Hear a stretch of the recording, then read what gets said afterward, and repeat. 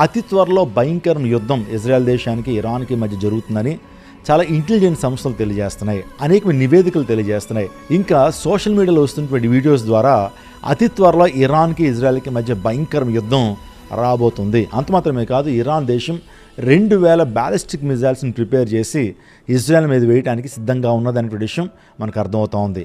Bible ప్రవచనాలని కూడా అక్షరాల నెరవేర్చబడుతున్నాయి. నేను మరొకసారి చెప్తున్నాను, చాలామంది ప్రవచనాలు తెలియజేశారు, చాలామంది భవిష్యవాణి తెలియజేశారు. అవేమీ నెరవేర్చబడట్లా, ఏదో ఒకటో రెండో నెరవేర్చబడుతున్నాయి. కానీ బైబిల్ గ్రంథంలో రాయబడినటువంటి ప్రవచనాలు అక్షరాలు నెరవేర్చబడుతున్నట్లుగా చరిత్రలో మనం చూస్తున్నాం. ఈ రోజున జియో పాలిటిక్స్లో మనం గమనించగలుగుతున్నాం.